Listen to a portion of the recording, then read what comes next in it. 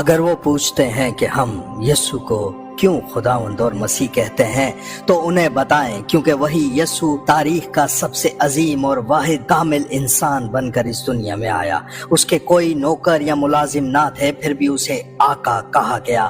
اس کے پاس کوئی ڈگری نہیں تھی، پھر بھی اسے عظیم استاد کہا گیا۔ اس کے پاس کوئی دوا نہیں تھی، پھر بھی اسے شافی کہا گیا۔ اس کے پاس کوئی فوج نہیں تھی، پھر بھی دنیا کے بادشاہ اس سے خوف زدہ تھے۔ اس نے کبھی کوئی جنگ نہیں لڑی، پھر بھی اس نے دنیا کو فتح کر لیا۔ وہ کسی محل میں نہ رہا، پھر بھی اسے مالک کہا گیا۔ اس نے کسی قوم پر حکومت نہیں کی، پھر بھی اسے بادشاہ کہا گیا۔ اس نے کوئی جرم نہیں کیا، پھر بھی اسے مصلوب کیا گیا اور اسے قبر میں رکھا گیا، لیکن وہ آج بھی زندہ ہے۔ اس کی بادشاہی اس دنیا کی نہیں، مگر وہ ان کے دلوں میں حکومت کرتا ہے جو اس پر ایمان رکھتے ہیں۔ اس نے تلوار سے نہیں بلکہ محبت اور معافی کی تعلیم سے ہی کروڑوں زندگیوں کو بدل دیا۔ اس نے کبھی دنیاوی دولت کا وعدہ نہیں کیا، پھر بھی کروڑوں افراد اسے اپنی زندگی کا خزانہ مانتے ہیں۔ وہ کوئی دنیاوی طاقت دینے کا وعدہ نہیں کرتا، پھر بھی اس کے نام میں بے بس افراد قوت پاتے ہیں۔